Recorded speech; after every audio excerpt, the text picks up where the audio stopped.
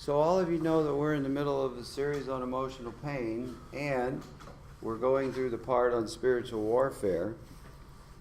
Today, because the Holy Spirit was really speaking to me the other day about doing something different in honor of this being Easter, we're going to take a sidebar from that. Although at the end, I'm going to bring it back to still make what I think is an extremely applicable, it's not an easy word to say, right? Applicable. Sounds like another language almost. Anyway, towards emotional pain. So with that said, what I'm going to do today, I'm going to go through the account, what most people always refer to as the Passion of the Christ. And as I do that, I'm not just going to read through it, I'm going to give you some additional information and history behind what was going on in the life and times of Jesus and anybody else who was considered to be crucified at that time. And what I'm going to do is I'm going to begin in the book of Mark. And we're going to pick it up with the point where Jesus is brought before Pilate, the Roman governor. And we're going to begin in Matthew 27 with verse 11. So follow along as we go through this. It starts off, "Meanwhile, Jesus stood before the governor, and the governor asked him, 'Are you the king of the Jews?' 'You have said so,' Jesus replied. When he was accused by the chief priests and the elders, he gave no answer. Then Pilate asked him, 'Don't you hear the testimony that they're bringing against you?' But Jesus made no reply, not even to a single charge, to the great amazement of the governor. Now it was the governor's custom at the festival to release a prisoner chosen by the crowd. At that time, they had a well-known prisoner whose name was Jesus Barabbas. So when the crowd had gathered, Pilate asked them, 'Which one do you want me to release to you, Jesus Barabbas or Jesus who is called the Messiah?' For he knew that it was out of self-interest that they had handed Jesus over to him. While Pilate was sitting at the judge's seat, his wife sent him a message. 'Don't have anything to do with that innocent man, for I have suffered a great deal today in a dream because of him.' But the chief priests and the elders persuaded the crowd to ask for Barabbas and to have Jesus executed. 'Which of the two do you want me to release to you?' asked the governor. 'Barabbas,' they answered. 'What shall I do then with Jesus, who's called the Messiah?' Pilate asked. Then they all answered, 'Crucify him.' 'Why? What crime has he committed?' asked Pilate. But they shouted all the louder, 'Crucify him.' When Pilate saw that he was getting nowhere, but that instead an uproar was starting, he took water and washed his hands in front of the crowd. 'I am innocent of this man's blood,' he said. 'It is your responsibility.' All the people answered, 'His blood is on us and on our children.'" Can you imagine what they're saying here? Then he released Barabbas to them, but he had Jesus flogged and handed him over to be crucified. So before I go farther, I need to explain something here to you. Because we just read that he had Jesus flogged and then handed him over to be crucified, which at first reading may come across as pretty matter of fact, or pretty trivial, or pretty ordinary. But to be flogged and to be crucified by the Romans was anything but trivial or ordinary. It was extraordinary in both a vulgar and horrific way, because the Romans were experts at inflicting pain. And what they did was not for those with the weak stomach, but because we all need to fully understand exactly what Jesus went through on our behalf, I'm going to further explain it to you. So, when the Romans would flog someone, scourge them, whatever you want to call it, they'd tie their hands together, and then they'd tie them to a pole above their heads. So now their body is stretched out and taut. And not only that, what happens, I'm sorry, I'm getting ahead of myself here, sorry. Not only that, because they're in this position, guess what? The entire midsection is exposed. They can no longer drop their arms to try to protect their midsection. And then once they were in this position, the flogger would begin to whip the person. But his whip was anything but ordinary. It's what a lot of people call a cat o' nine tails. And what it was, had a wooden handle with numerous strips of leather coming out of it. And inserted into all those leather straps were pieces of metal, bone, or glass. Anything that was sharp and jagged. So, when the flogger whipped the prisoner, the straps would not only hit the prisoner, they would dig into the prisoner's flesh, because all those sharp and jagged pieces that were in there would grab a hold of your skin. And then guess what? Then the flogger takes his whip and yanks it back. And as he yanks it back, it causes all those sharp pieces to tear off chunks of flesh. And because the prisoner was tied up the way that they were, the straps not only dug into their back, the straps wrapped all the way around and dug into and tore off chunks of their front side of their midsection too. Then, after a number of these lashes, the damage would go way beyond just tearing off chunks of flesh and skin.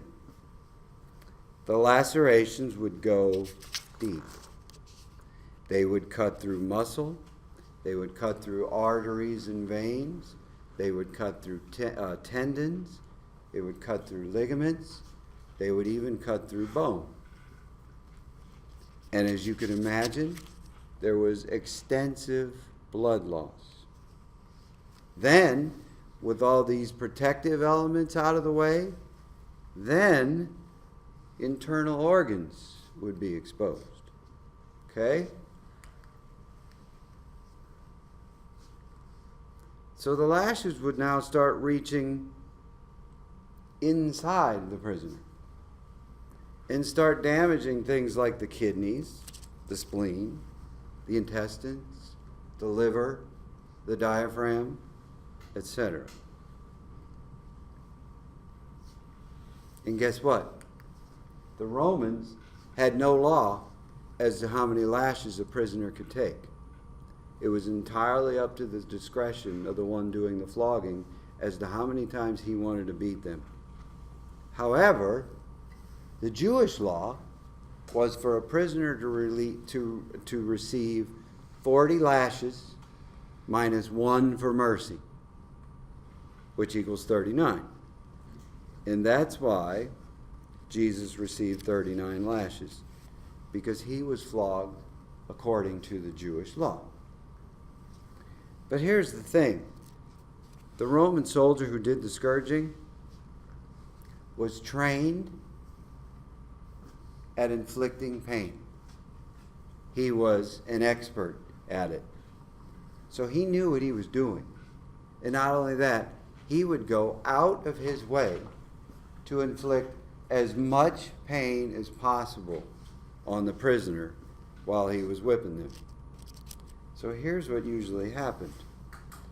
Due to the excruciating amount of pain that a prisoner went through in this, They would confess to just about anything, just to get the Roman soldier to stop whipping him. But if the Roman soldier didn't want to do that, and he wanted to keep going, the prisoners would often die from the extensive amount of tissue damage and the extensive amount of blood loss. But guess what? Jesus had nothing to confess. So his scourging lasted for the full 39 lashes, according to the Jewish law. So please understand what I'm saying here. Jesus took a beating that most humans simply would not survive. So one thing I want to point out, which struck me, on top of everything else that you can think about Jesus, he was a man. He was not frail. He was not a wimp. He was tough as nails in order to be able just to survive something like this. But when they were finished, his body would have been a bleeding mass. Most of his skin in the midsection gone, muscles, tendons ripped apart, internal organs exposed. He would have been very difficult just to look at. And he would have been so weak. After this, it would have been an extreme challenge just for him to be able to stand. But guess what? They weren't done inflicting pain on Jesus yet. So after that horrific explanation, let's move on. In Matthew 27, we're going to pick it up now in verse 27. It says this: Then the governor's soldiers took Jesus into the praetorium and gathered the whole company of soldiers around him. They stripped him, put a scarlet robe on him, and then and twisted together a crown of thorns and set it on his head. They put a staff in his right hand, and then they knelt in front of him and mocked him. "Hail, King of the Jews," they said. They spit on him, took the staff and struck him on the head again and again. And after they mocked him, they took off the robe and put his own clothes back on him. So if the flogging wasn't enough, here now, they put a crown of thorns on his head. And remember, these are the toughest fighting men on the planet at that time. So they would not have placed the crown of thorns on his head gently. They would have probably smashed it on his head so the thorns went deep into his scalp and his forehead. And if that's not bad enough, then they took turns beating him on the head and the face with their staffs and their fists. And as it says, they beat him over and over and over. And other people give us information that say they tore out chunks of his beard. And then to add insult to injury, then they spit on him.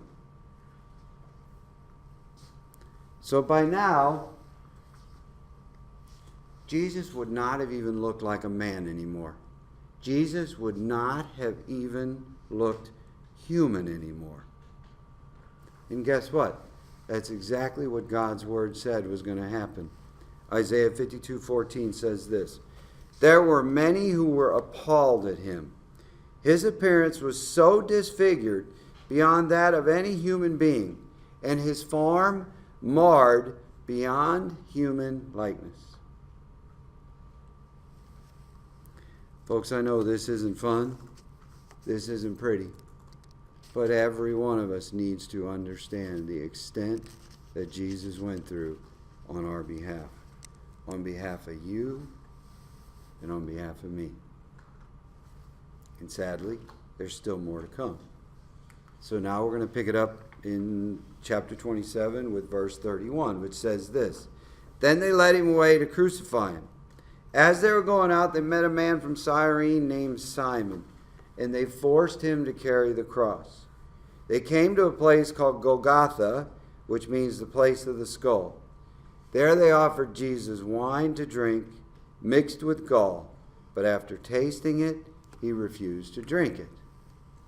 When they crucified him, they divided up his clothes by casting lots. And sitting down, they kept watch over him there. And above his head they placed the written charge against him, "This is Jesus, the King of the Jews." So now I'm afraid I have to explain what crucifixion was really like. So after beating him literally to within an inch of his life, they lead him away to crucify him. And in doing so, he begins carrying his own cross, which is common. They make the prisoners carry their own cross. And in just about any images or movies that you see of this, they'll depict Jesus carrying a completely made entire cross. However, it's likely not how it was. Jesus, like any other prisoner back then, most likely carried just the crossbar of the cross. However, those things probably weighed about 100 pounds. Okay? And it was about an hour walk to Calvary, and it was uphill. So carrying 100 pounds in this position, probably like this, right, would have been uphill for an hour, would have been a challenge for any one of us. But after the severe beating that Jesus took, we are talking about an unparalleled challenge for him to be able to carry that all the way to Calvary. If things weren't bad enough, the Roman soldiers leading him would have been still whipping him along the way. And while they're whipping him, there would have been a soldier walking in front of him with a sign. And that sign would have been his crime. His crime, right? Which for Jesus would have read, King of the Jews. That was his crime. So because Jesus would have been so weak at this point, and to be honest with you, I'm not sure how he was still alive, other than the fact that he was on a mission.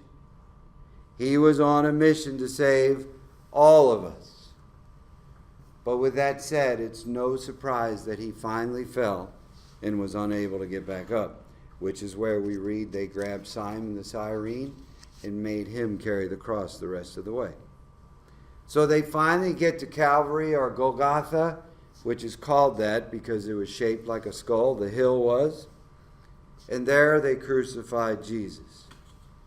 And to do that, they would have first nailed Jesus' hands to the crossbar, spread apart. They would have nailed his hands down like this.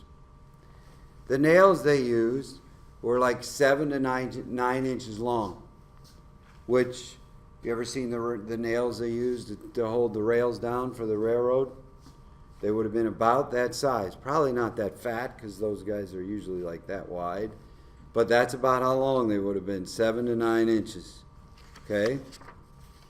They would have likely driven those nails, most likely not through his hands, but through his wrists, between our ulna and radius bones, right through here, between these two bones.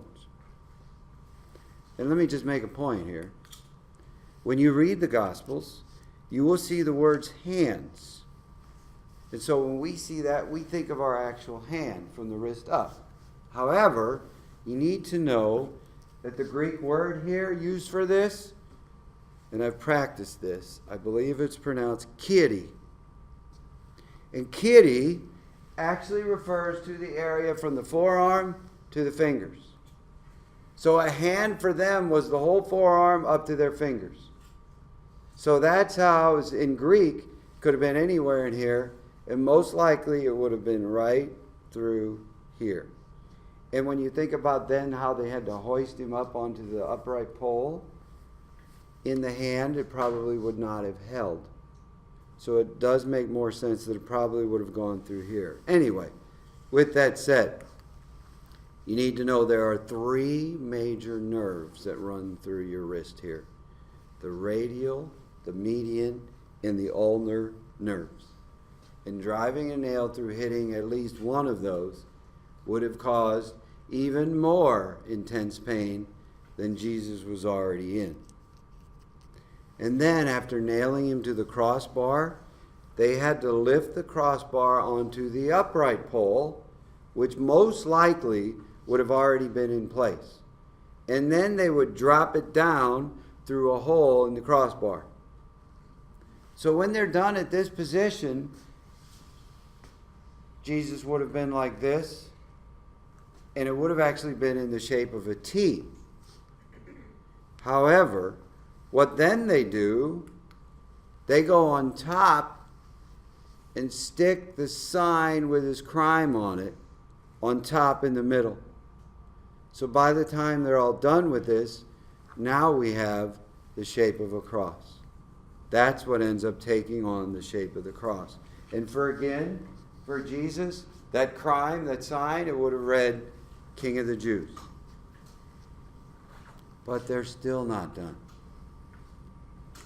Because after dropping him onto the crossbar, they take the prisoner's feet, overlap them, one in front of the other, and drive another nail through both of their feet. At this point, the pain has to be absolutely unbearable. But then it gets even worse. Because when you're in this position, you can't breathe. And the problem is, your body weight and your internal organs in the thoracic cavity start pushing down on the diaphragm.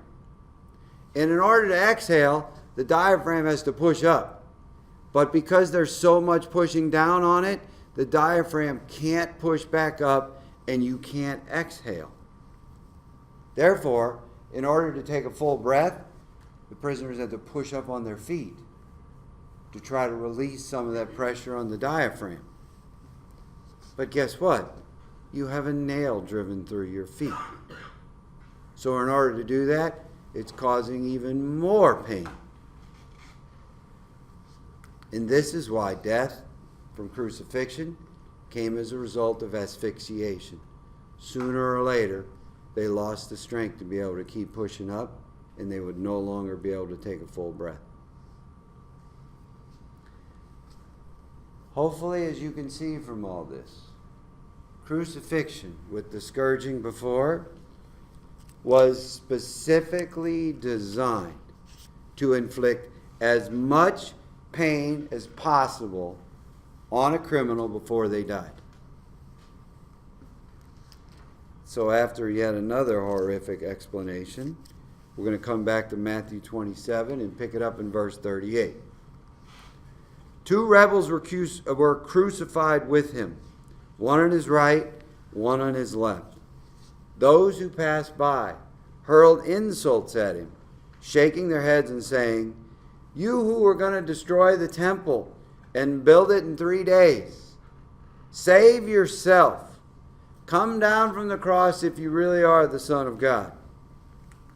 In the same way, the chief priests, the teachers of the law, and the elders mocked him. "He saved others," they said, "but he can't save himself.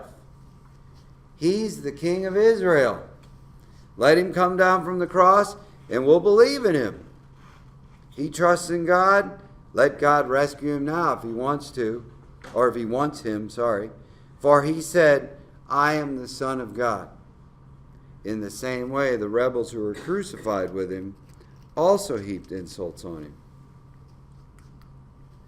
From noon until 3 in the afternoon, darkness came over the land.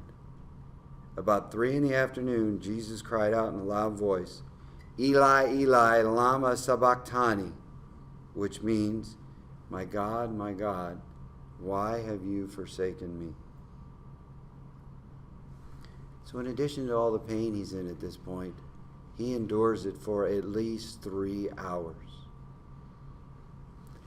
After all the excruciating pain that Jesus went through, went too far, here we go, during which Jesus never complained or cried out. Now he does. And I believe it's because the greatest pain that he endured through all this was separation from the Father and the Spirit. Because remember, Jesus existed in perfect relationship with the Father and the Spirit. And then in this moment, all of that gets taken away.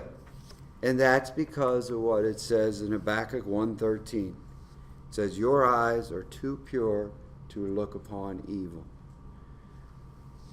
So when Jesus took on our sins, he became the appearance of our sins, and therefore the Father had to turn his back on him. And that's when he cries out, why have you forsaken me?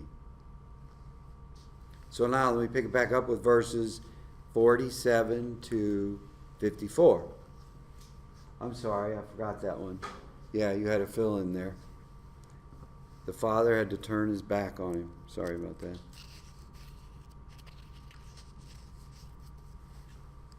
So now let me get back to verses 47 through 54.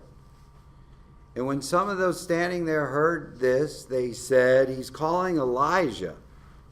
And immediately one of them ran and got a sponge.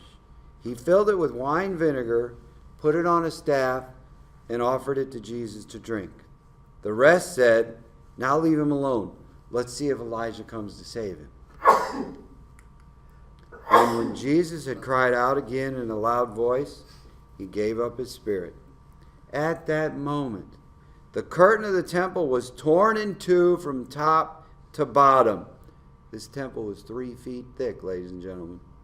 Torn in two from top to bottom. The earth shook, the rocks split, and the tombs broke open. The bodies of many holy people who had died were raised to life. They came out of the tombs after Jesus' resurrection and went into the holy city and appeared to many people. When the centurion and those with him who were guarding Jesus saw the earthquake and all that happened, they were terrified and exclaimed, surely he was the Son of God. And please remember, the centurion who said this was most likely either the one who was whipping him along the way or the one who nailed him to the cross. And now I want to jump to John 19 and pick it up at verse 38, where we read this. Later, Joseph of Arimathea asked Pilate for the body of Jesus. Now Joseph was a disciple of Jesus, but secretly because he feared the Jewish leaders. Well, with Pilate's permission, he came and took the body away. He was accompanied by Nicodemus, the man who earlier had visited Jesus at night. Nicodemus brought a mixture of myrrh and aloes, about 75 pounds.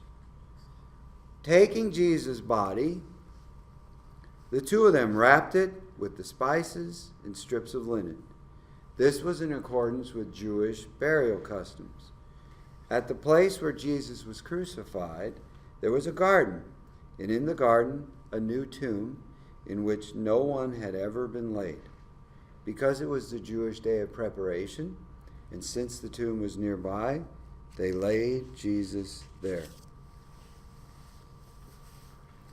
Now, before I continue here, I want to begin to make a point, which I'm going to finish later, that is applicable to our series on emotional pain.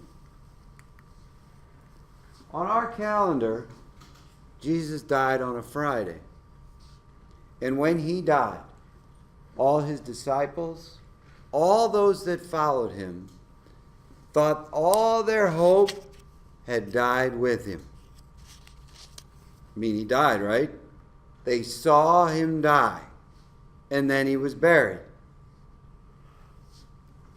And in your life, it may appear as if you are in a dead situation. It may appear as if all your hope is gone. It may seem like your hope is dead and buried. But guess what? The story's not over yet. So hang on to that. It's just like the horse races I was talking about. They're not even to the clubhouse turn yet. That's where things get exciting. That's where things can change in a hurry. So hang on to this. And I'm going to come back to this in a minute, because now we're going to get to the exciting part. And we're going to go to John 20. And we're going to read through 1 to 31. Early on the first day of the week, while it was still dark, Mary Magdalene went to the tomb and saw that the stone had been removed from the entrance. So she came running to Simon Peter and the other disciple, the one Jesus loved, which was John, by the way, the one who's writing this, and said, "They've taken the Lord out of the tomb, and we don't know where they put him." So Peter and the other disciple started for the tomb. Both were running, but the other disciple outran Peter and reached the tomb first. He bent over and looked in at the strips of linen lying there, but he didn't go in. Then Simon Peter came along behind him and went straight into the tomb. He saw the strips of linen lying there, as well as the cloth that had been wrapped around Jesus' head. The cloth was still lying in its place, separate from the linen. Finally, the other disciple who had reached the tomb first also went inside. He saw and believed. That's a beautiful statement right there. He saw and believed. They still didn't understand from Scripture that Jesus had to rise from the dead. Then all the disciples went back to where they were staying. Now Mary stood outside the tomb crying. As she wept, she bent over. I'm sorry, I'm on the next. There we go. Okay. Too far? We're good? Oh, sorry. All right. Now Mary stood outside the tomb crying. As she wept, she bent over to look into the tomb and saw two angels in white, seated where Jesus' body had been, one at the head, the other at the foot. And they asked her, "Woman, why are you crying?" "They have taken my Lord away," she said, "and I don't know where they put him." At this, she turned around and saw Jesus standing there. But she didn't realize it was Jesus. And he asked her, "Woman, why are you crying? Who is it you're looking for?" Thinking he was the gardener, she said, "Sir, if you've carried him away, tell me where you put him, and I'll get him." And Jesus said to her, "Mary." She turned toward him and cried out in Aramaic, "Rabboni," which means teacher. And Jesus said, "Do not hold on to me, for I have not yet ascended to the Father.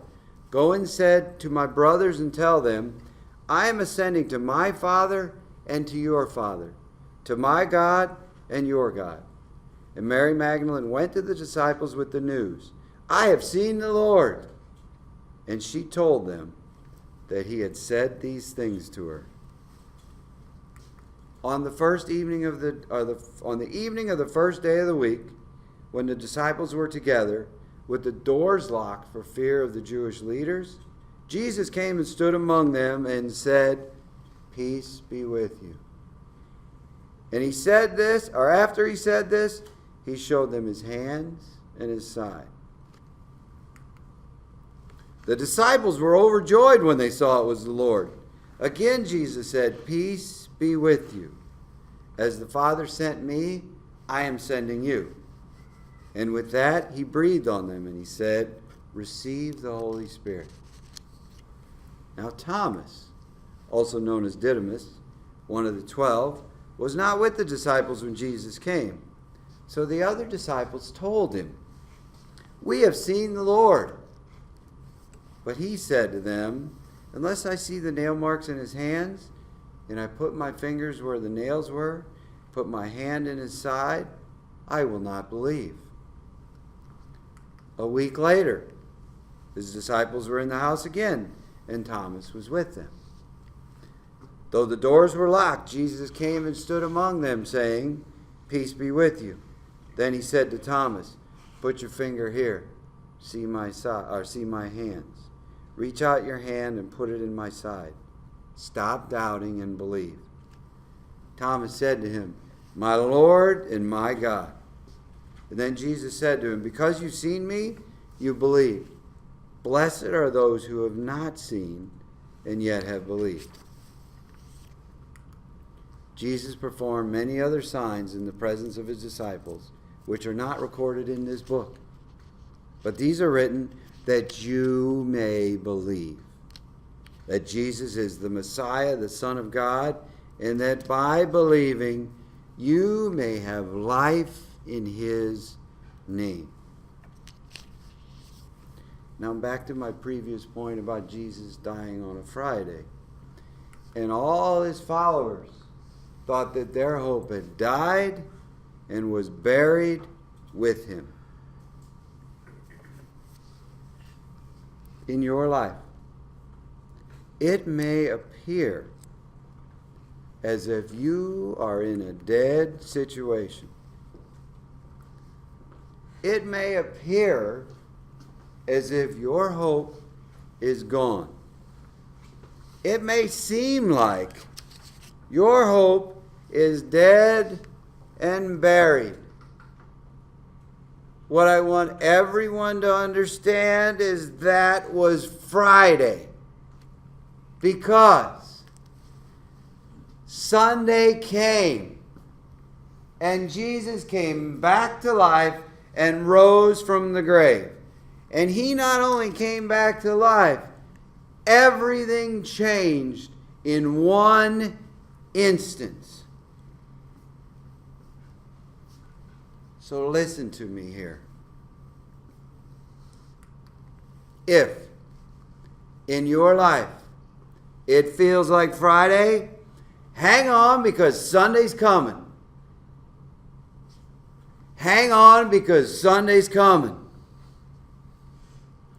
Jesus will not only raise your situation back to life, he will change everything. And he will do all that. He can do all that in one instant. I went through what Jesus went through with you. And Jesus allowed himself to be treated in such an ungodly and such an undeserved manner. He allowed himself to be betrayed, to be abused, to be mocked, to be persecuted, to be rejected, to be humiliated, to be beaten beyond recognition as a human being, and killed in a horrible, agonizing manner of crucifixion in order to set us free from all of our chains and all of our bondage. He was crucified, yes, but Sunday came. And he rose victoriously over the grave, over sin and death, to give us things like joy, like freedom, like love, like strength, acceptance, healthy relationships, power for living, victory, and purpose. To bring your seemingly dead situations back to life and change everything. And the truth is, folks, the truth is, there is nothing beyond what Jesus can and will do for you and your seemingly dead situation. I want to read one more verse for you. Joel chapter 2, verses 25 and 26. And it says this: "I will repay you for the years the locusts have eaten, the great locust, the young locust, the other locust, and the locust swarms, my great army that I sent among you. You will have plenty to eat until you are full. You will praise the name of the Lord your God, who has worked wonders for you. Never again will my people be ashamed. If in your life you feel like your entire world has been devoured by locusts, God promises to repay you for the years that they have been devouring you. Because he is risen from the grave in victory over sin and death, he can and will revive, restore, repay, redeem, rebuild whatever the devil has destroyed.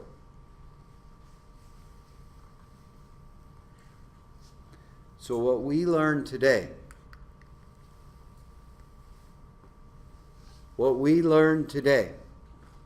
like no other day, is that Friday's not the end of the story. And God is not finished with you yet.